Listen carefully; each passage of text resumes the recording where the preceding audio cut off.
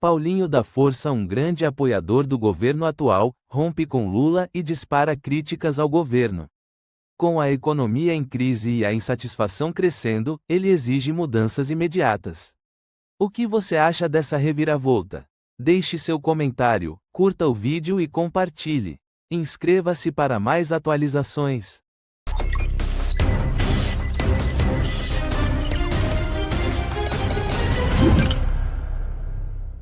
Federal Paulinho da Força, que é o presidente do Solidariedade também, foi às redes sociais e fez duras críticas ao presidente Lula justamente por causa do preço dos alimentos. Lembrou do apoio do partido à candidatura de Lula em 2022, mas sob um questionamento se o presidente virou as costas para o povo. Citou o preço do café, da picanha, do arroz e falou ainda dos combustíveis nesse vídeo. Disse que Lula é responsável pelo cenário atual e cobrou a demissão do ministro da Fazenda, Fernando Haddad. É com ele que a gente conversa agora. Vamos repercutir essas declarações e esse posicionamento de um partido super alinhado até aqui ao governo, deputado, que é o Solidariedade. Como a gente lembrou, esteve naquele bojo de partidos que apoiaram o presidente Lula, um dos primeiros partidos, aliás, a entrar nessa campanha de 2022 e considerar o apoio ao presidente Lula. Deputado, eu queria entender melhor sobre essa decisão, né, de divulgar, de publicizar críticas. Claro, a gente ouve muitas críticas da base, mas o senhor fez um vídeo e apontou para quem, na sua avaliação, quem são os culpados pela alta do preço dos alimentos? O presidente Lula e o ministro da Fazenda, Fernando Haddad. Boa tarde, Tainá. Quero cumprimentar também a todos os telespectadores.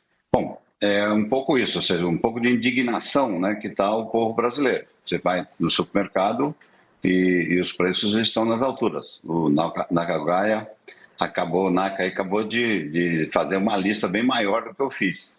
Eu peguei a picanha, porque a picanha foi a principal fala do presidente da República na eleição, que todo mundo ia comer picanha pelo menos no final de semana. No vídeo eu falo todos os dias, mas não dá nem para pensar em comer picanha nenhuma vez por mês, porque os preços da picanha estão nas alturas, né? O café, um quilo de café está custando R$32, ou seja, como é que vamos tomar café? Enfim, então um pouco da indignação aí que a gente tenha percebido, eu também tenho ido em supermercado, né, e percebido que as pessoas estão completamente indignadas.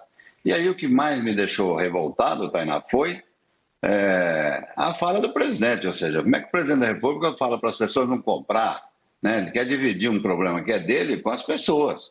Quem foi eleito presidente da República foi ele, quem tem que governar é ele. Se a economia está mal e vai piorar, eu sei que vai piorar, ele deveria chamar o ministro da Fazenda e trocar o ministro da Fazenda. Acho que esse seria o caminho, como ele fez com a comunicação. Aliás, para falar em comunicação, não adianta pôr comunicador lá que não vai resolver, né? Porque cada dia ele inventa uma conversa diferente.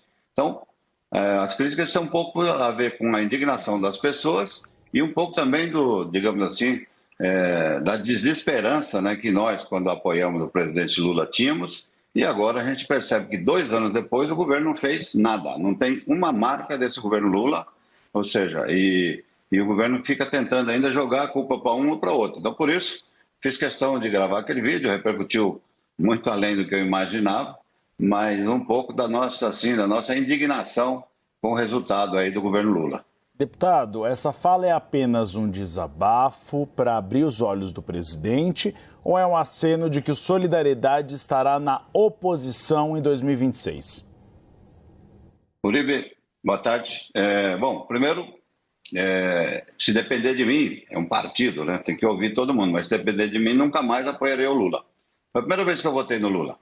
Eu votei na Dilma, depois nós fui um dos principais articuladores do impeachment da Dilma, e do Lula também foi a primeira vez, né? Porque eu nunca apoiei o Lula. Nós tivemos uma luta sindical durante anos, né? Ele de um lado e eu de outro, ele na CUT e eu na Força Sindical. E essa briga repercutia também nas eleições. Então, durante esse período todo eu nunca tinha votado e ele sabe que eu nunca tinha votado nele. Fiz questão de apoiá-lo porque eu acreditava que a gente... Primeiro que o outro lado também não era lá essas coisas, né? Então tinha ali uma esperança de que o Lula, que foi, digamos assim, um bom governo no primeiro e no segundo mandato, a gente imaginava que o Lula poderia fazer um terceiro mandato à altura daquela que foi lá atrás. Mas, lamentavelmente, o governo é outro, né? O Lula não conversa com ninguém, não tem base no Congresso, montou uma equipe dentro do Palácio completamente incompetente, não tem relação nenhuma com o Congresso Nacional e, de vez em quando, usa o Supremo para tentar atacar o Congresso. Ou seja, então, acho que esse tipo de governo não tem futuro. Como é que nós vamos apoiar uma reeleição do Lula nessas condições? É lógico que, se depender de mim, eu nunca mais apoio o Lula. Deputado, eu queria te ouvir sobre esse ponto. O senhor faz críticas agora. Primeiro, o senhor já falou da demissão do ministro Fernando Haddad aqui, que é uma necessidade na sua avaliação diante do que a gente está atravessando em relação à economia. O senhor faz críticas diretas ao presidente Lula, né, e direciona ele a responsabilidade pela condução da política econômica, ou pela má condução, pelo que o senhor avalia da condução da política econômica, e o senhor faz agora uma crítica ao Palácio do Planalto, onde estão ministros do PT. Existe a expectativa de uma reforma ministerial. O senhor fala que ali o Planalto não dialoga com o Congresso. Seria o caso de colocar alguém da base no Palácio do Planalto?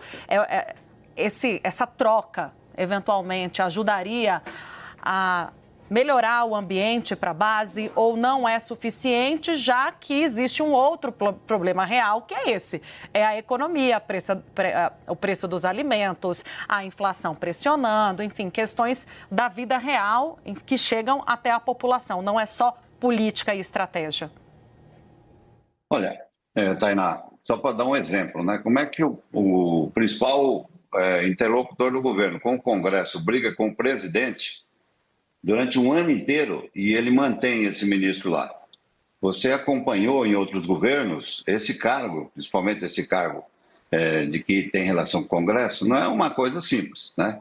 E aí, quando põe um sujeito que é um enrolador, que fala e não cumpre, que tudo que ele fala ninguém acredita mais, e aí briga com o presidente da Câmara e ele mantém o ministro, ou seja, como é que o cara quer governar com um tipo de coisa desse? Aí passa para o secretário da Casa Civil, que é outro. Dá para contar aqui os deputados que tiveram com ele, ou senadores, nesses últimos tempos. Ou seja, a equipe dele ali do Palácio, os assessores diretos deles que deveriam tratar com o Congresso, de ter diálogo com o Congresso, não tem. Eu já cheguei ao ponto de ir no Palácio, lá atrás ainda, que depois eu não fui mais, e esse Rui Costa não me recebeu. Ou seja, então como é que não recebe um deputado? Ou seja, eu tinha marcado com ele, ele não me recebeu. Então, aí eu não volto mais lá, vou voltar lá para quê?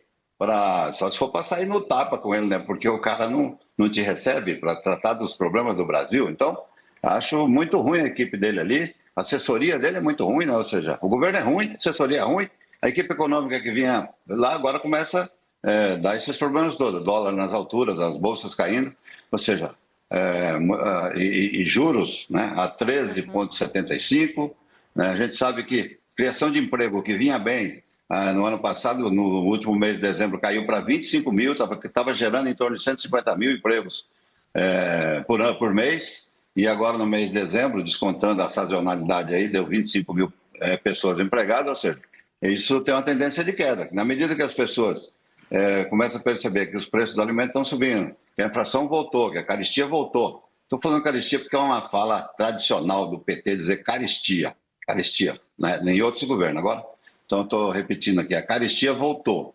E se tudo isso está ruim, o governo tem que se mexer. Talvez a troca de quem tem relação com o Congresso poderia ser uma saída. O problema agora é achar quem quer ir, né? Faltando aí 1 ano e meio para as eleições, quem quer assumir esse desgaste lá no Palácio do Planalto. Eu acho difícil ele encontrar algum deputado no Congresso que tenha coragem de fazer esse papel. Deputado, eu vou chamar a Clarice Oliveira para participar da entrevista, mas antes eu gostaria de fazer uma pergunta sobre o cenário que o senhor pintou. O senhor falou é um governo ruim, é um governo que não se recupera economicamente, que não tem ideias novas. Diante desse cenário negativo, Lula deveria ser candidato à reeleição ou o senhor acha que já deu e não deveria se candidatar novamente à presidência da República? Vamos pensar também a Clarice e Uribe. Eu não sei, né? Mas isso também, se ele não for, o PT vai ter quem, né? E a gente sabe que o PT não gosta de compartilhar esse tipo de coisa com ninguém. Então, acho muito difícil o Lula não ser candidato, né? Agora, também acho muito difícil ele ganhar a eleição. Se continuar nesse ritmo, a situação dele é muito complicada. Acho que dificilmente alguém vai querer embarcar numa candidatura do Lula que não seja os partidos ali mais próximos do governo. Clarissa. Deputado, muito boa tarde. Obrigada pela entrevista aqui ao CNN Bastidores. Eu gostaria de dar uma mesclada aqui na minha pergunta, abordando 2 pontos. O primeiro deles é pedir para o senhor esclarecer a fala do senhor anterior sobre não votar mais no Lula. Isso quer dizer, o senhor, como presidente do Solidariedade, já está batido o martelo que o Solidariedade não vai com Lula em 2026? Vai para o campo oposto? Essa é a primeira coisa. E aí eu entro na minha pergunta. A gente conversou mais cedo, né, deputado? A gente trocou umas mensagens mais cedo e me chamou muito a atenção um ponto que o senhor colocou, que o senhor disse que, além de criticar ali a equipe ministerial, que segundo o senhor não está dialogando com o Congresso, o senhor falou especificamente do presidente Lula, disse que Lula se trancou em casa e que não está conversando. Eu gostaria que o senhor falasse especificamente sobre a postura do presidente Lula na relação com o Solidariedade e outros partidos e me explicasse um pouco como que o senhor compara a atitude de Lula em relação às gestões anteriores dele próprio na relação com o Congresso. Clarice, vou tentar lembrar de tudo que você me perguntou aqui.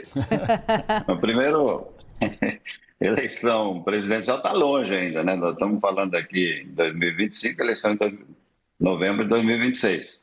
Eu não voto mais no Lula. Se o meu partido, lógico que eu tenho uma direção do partido, tem que discutir.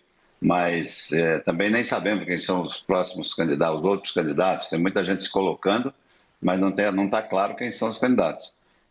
Eu gostaria muito de construir uma candidatura ao centro, que pudesse agregar tanto gente do centro-esquerda como do centro-direita e tirar o país dessa polarização, né, dessa situação que a gente vive hoje, onde já até foi pior, né, mas onde famílias brigam um com o outro, casais se separam, né? Enfim, então acho que se a gente construísse uma candidatura ao centro, poderia resolver esse problema. Até porque eu imagino que as pessoas hoje estão preocupadas com o custo de vida, com o salário, né? Futuramente com o emprego, acho que a economia vai piorar e podemos ter desemprego. Então, acho que essa é a preocupação principal agora. E para frente, vamos conversando. A única coisa que eu, pessoalmente, tenho é que eu não voto mais no Lula. Só votei uma vez, não vou votar mais. As outras coisas... Sobre o presidente Lula, especificamente o presidente Lula, o senhor disse que ele se trancou em casa e não está conversando com ninguém. Tá tentando lembrar aqui. Isso é um fato. Você que acompanhou, Clarissa, o primeiro e o segundo mandato do Lula, era um outro tipo de gente, né? Que recebia os deputados. Era até chato. Toda quinta-feira o Lula tinha reunião, que ia até meia-noite, com 50, 40, 50 deputados, todas as noites, né? Recebia na sua casa, recebia no Jaburu, enfim, recebia em todos os lugares, especialmente no Palácio do Planalto, os deputados. Eu estou desde essa época lá no Congresso, desde 2006 que eu também estou lá e acompanhei, então, o segundo mandato do governo Lula. Agora, nesse mandato, a base do governo Congresso não passa de 120, 128 pessoas e o resto precisaria conversar, né? Tem votado as matérias, mas, assim, que são matérias que, de certa maneira, têm interesse dos deputados, os deputados têm votado. Mas porque é base do governo, porque o governo conversou, não existe. Aí, ou seja, é isso que a gente vem criticando, ou seja, o governo fica em casa, não conversa, né, ou viaja muito, né? Enfim, o país está meio desgovernado. Eu acho que o Lula, que nós esperávamos que fosse, não existe mais, né? Ele é outro tipo de pessoa. Parece que ele me dá, hoje, me parece, que ele dá mais atenção para as pessoas que visitavam ele na cadeia, né? Na época da prisão. E o resto ele deixou de lado. Quem não visitou virou meio que inimigo, né? Eu, como não visitei, ele só me recebeu uma vez depois da eleição. Durante a eleição, reunia toda semana. Depois da eleição, me recebeu uma vez. E agora, eu também não tenho mais saco para ir lá. É isso. Olha, deputado, o que o senhor está relatando aqui, né, eu até brinquei, né? Tudo que a gente escuta no off está sendo dito no on pelo deputado Paulinho da Força. Não é uma surpresa para nós jornalistas que transitamos aqui na política e conversamos com a base, né, tem sido essa mesmo a toada de outros dirigentes partidários. Obrigada pela conversa sincera, deputado Paulinho da Força, presidente nacional do Solidariedade. Até uma próxima. Um bom trabalho, deputado. Obrigado, Tainá. Obrigado, Clarissa. Obrigado, Uribe. Um abraço.